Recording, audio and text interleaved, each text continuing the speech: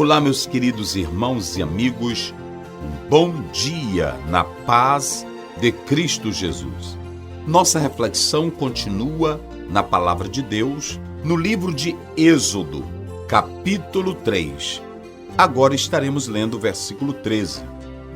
Então disse Moisés a Deus: Eis que quando vier aos filhos de Israel e lhe disser, o Deus de vossos pais me enviou a vós, e eles me disserem, qual é o seu nome? Que lhes direi? Queridos, aqui nós temos uma outra questão levantada por Moisés, não mais duvidando de Deus, nem da promessa, porque isso estava assegurado. Mas Moisés conhecia o povo de Deus que estava no Egito. Mesmo com o tempo que havia se passado, ele sabia que aquele povo sem liderança tinha seus desejos, suas próprias vontades e que, na verdade, não se dobrariam facilmente à sua liderança. Ademais, ele dizer que ia libertar o povo, ele teria que ter algumas credenciais que, de fato, provassem que ele foi chamado e escolhido por Deus. Por isso, nós vamos falar no versículo 13. Qual é o teu nome? Muitos estudiosos têm feito análises sobre esse versículo, especialmente quanto ao pronome interrogativo, que aparece mar e não mir. Nós sabemos que quem estuda a gramática hebraica, tratando-se dos pronomes, nós temos aqui o mar, que, e nós temos o mir, quem. O mar, que é primeiro usado aqui no texto, ele é referenciado para dar ênfase à própria natureza de Deus. O que? Quando esse pronome é usado aqui, o objetivo é dar ênfase à natureza de Deus. Agora, quando nós usamos o pronome me, é a pergunta sobre a pessoa. Quem? Então, há essa diferença. E quando você lê o texto hebraico, você vê a presença do mar e não do mir. No pronome mar, você entende a natureza de Deus. E no mi, você pergunta quem é Deus.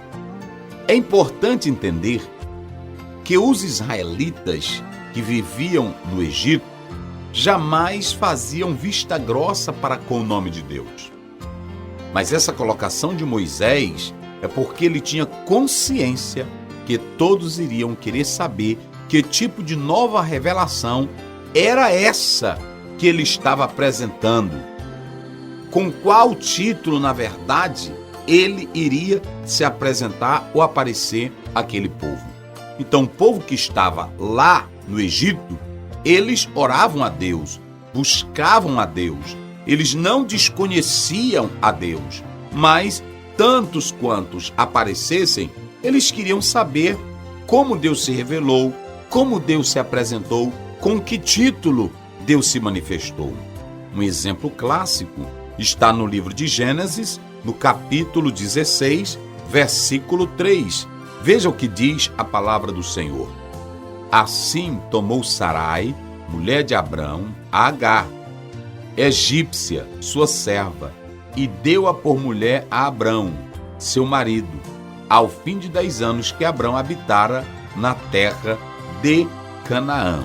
Mas nós podemos analisar que dentro desse próprio texto, no versículo 13, veja como é que Deus aparece. E ela chamou o nome do Senhor, que com ela falava, Tu és Deus da vista, porque disse, não olhei eu também para aquele que me vê?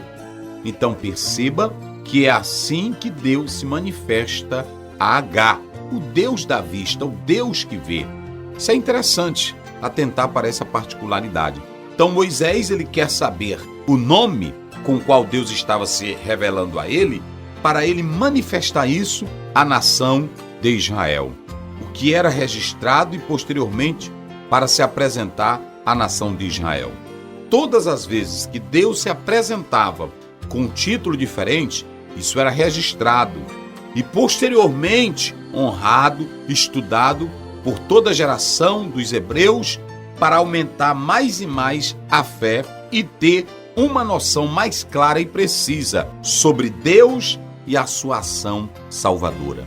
Em cada título que Deus se apresentava, se percebia a natureza do seu poder, da sua grandeza e do seu nome. E também a sua ação, a ação libertadora, a ação salvadora. É importante e interessante atentar para isto. Os israelitas tinham consciência da tradição que envolvia o verdadeiro Deus. Vamos analisar a palavra do Senhor em Êxodo, no capítulo 6, versículo 3. Olha o que nos diz a palavra. E eu apareci a Abraão, e a Isaque, e a Jacó, como Deus Todo-Poderoso, mas pelo meu nome, o Senhor, não lhes fui perfeitamente conhecido. Então, Deus aqui, ele está se apresentando com o seu próprio nome a Moisés. Os israelitas já seguiam uma tradição do Deus que havia se apresentado a Abraão, a Isaque e a Jacó como Deus Todo-Poderoso. Isso é interessante. É bom entender que, no tocante à palavra Deus, também poderia ser usado aí deuses, não se tratando de idolatria ou trindade, mas sim relacionado aos deuses dos pais. Veja que, por vezes, até mesmo essa palavra Elohim, que alguns dizem que fala de deuses, ela poderia também ser aplicada ao caso de se manifestar como Deus dos pais, ou seja, de Abraão, de Isaque, de Jacó e etc, e etc. Isso é interessante atentar para esse pormenor dentro do contexto bíblico. Nós sabemos que o próprio Deus, ele é terminantemente contra a idolatria. Então, jamais Deus iria apoiar ou aprovar o politeísmo. Uma prova disso é que quando se atenta para Josué, capítulo 24, versículo 14, está escrito: agora, pois, temei ao Senhor e servi-o com sinceridade e com verdade, e deitai fora os deuses aos quais serviram os vossos pais, da além do rio e no Egito, e servi ao Senhor.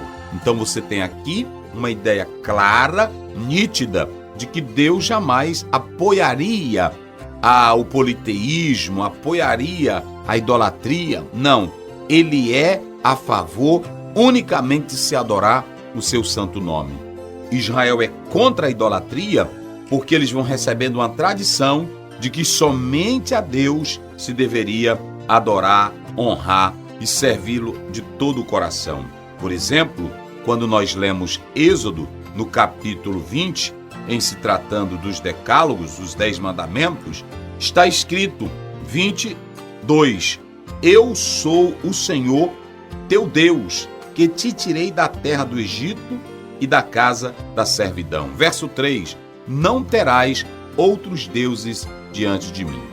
Sobre diversos títulos, Deus se apresentou para o seu povo, inclusive como Deus Todo-Poderoso. Isso você confirma em Gênesis 17 primeiro, Números 1:12. Moisés tinha consciência, seguindo a tradição histórica dos seus antepassados, que mediante a nova revelação, que iria dizer que recebeu de Deus, prontamente eles iriam perguntar com qual título ou nome ele se revelou. Por isso, ele se dirige a Deus dessa forma. Que o Senhor nos abençoe e nos guarde para todo sempre. Amém.